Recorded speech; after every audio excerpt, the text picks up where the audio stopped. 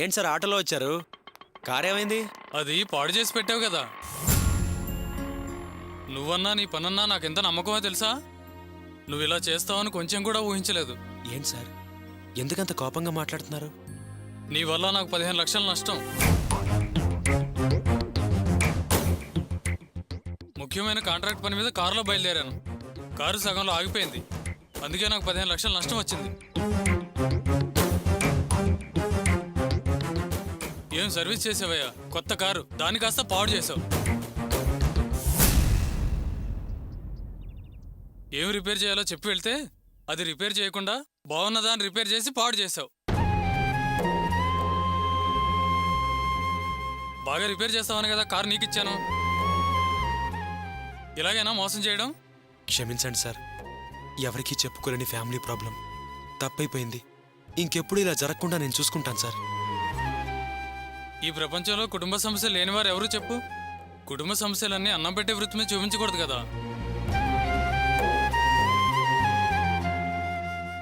నీకు వర్క్ మీద కాన్సన్ట్రేషన్ కుదరకపోతే వారం రోజులో 10 రోజుల్లో షెడ్ మూసేసి ఎక్కడికైనా వెళ్ళు. తప్పుగా పనిచేస్తే అన్నం తినే నోటికి తాళం వేయాల్సి ఉంటుంది. క్షమించండి సార్, కార్ ఎక్కడుందో చెప్తే నేనే వెళ్ళి తీసుకొచ్చి మీకు మళ్ళీ బాగు చేసి ఇస్తాను. ఏం అక్కర్లేదు, నా కారుని రిపేర్ చేయమని వేరే షెడ్లో ఇచ్చాను. అదేంటి సార్? ఇదే నేను నీకు వేసే శిక్ష. అప్పుడే మన కస్టమర్స్ మనల్ని వదిలి వెళ్ళిపోకూడదనే బుద్ధి నీకొచ్చి ఈసారైనా నువ్వు జాగ్రత్తగా ఉంటావు. ఇప్పుడు నేను ఆటోలో ఎందుకు వచ్చానో తెలుసా? నువ్వు చాలా మంచివాడివి. ఇలాంటి చిన్న చిన్న తప్పుల వల్ల నీ జీవితం పాడవకూడదని, అందుకే నీకు బుద్ధి చెప్పి వెళ్దామని వచ్చాను.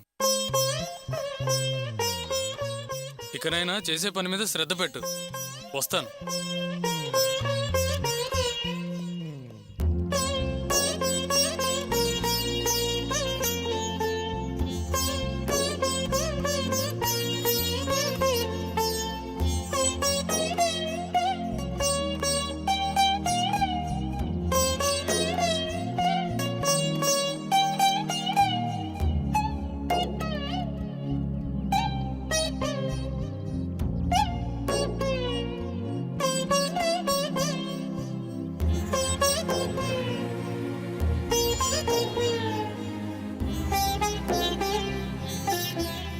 రండి.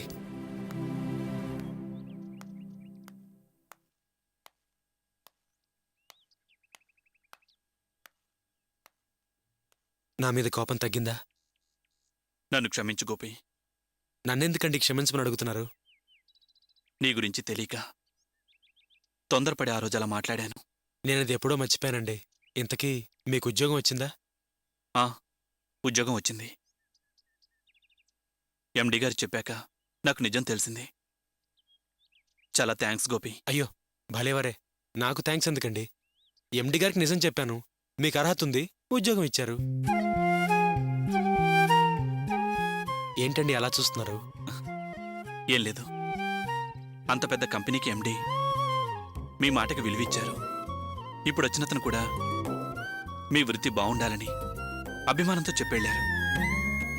ఇంత మంచి మనసున్న మీరు పెళ్లి విషయంలో ఎందుకు అబద్ధం చెప్పారు? అదే నాకు అర్థం కావడం లేదు.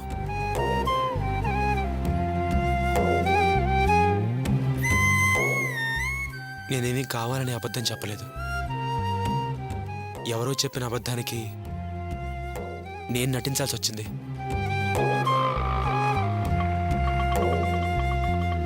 రానా? ఎవర్రవాడు? ఇదిగో వాడే అన్న. ఎవర్రవాడు? అదిగో అక్కడ నుంచున్నాడే వాడే. ఎవర్రవాడు? వాడే. వీళ్ళిద్దరిలో ఎవడురా? ఇదిగో అన్న వీడే బైక్ అన్న. ఎక్కడ్రా? పోలీస్ స్టేషన్లో అప్పగించాను. ఇలాగే అన్న. ఆ రోజు పిచ్చి పిల్ల అడ్రస్ అడిగింది, మేము దాన్ని తీసుకెళ్తున్నాం. ఇతనే సంబంధం లేకుండా మధ్యలో తలదూర్చి మాతో గొడవ పట్టాడన్నా. నువ్వేం పెద్ద హీరో అనుకుంటున్నావురా? దీంతో మాటలెందుకురా? వినేసేయండి రా.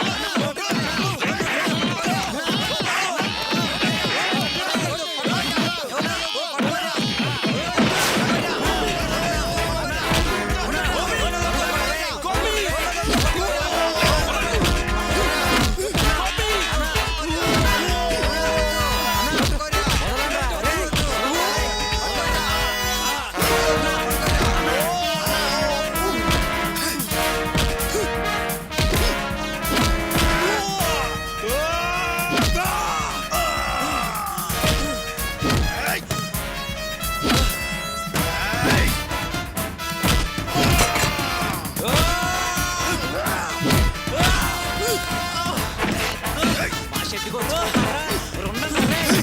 ఏంట్రా పరిగెత్తు. అన్నను రౌడీలు కొడుతున్నారా అలాగా? మనోళ్ళు తీసుకొద్దాం వెళ్ళి తీసుకురారా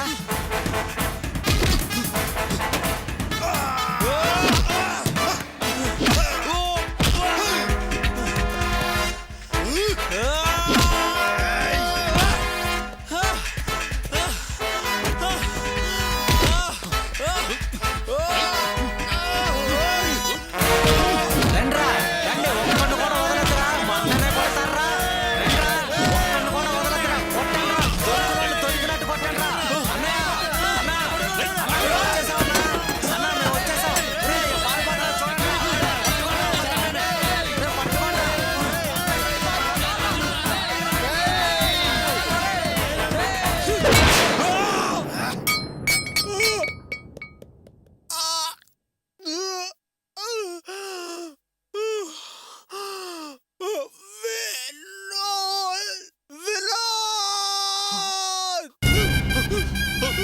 గోపి గోపి గోపి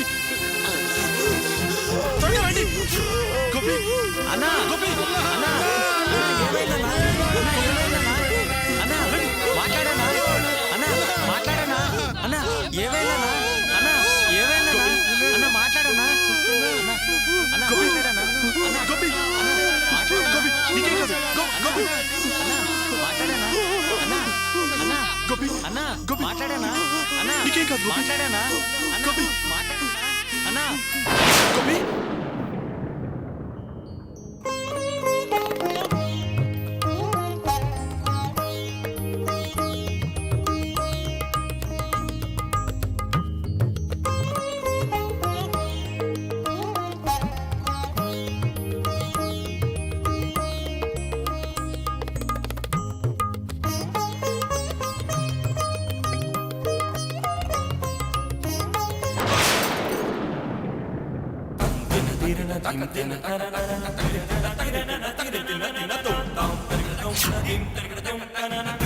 దిన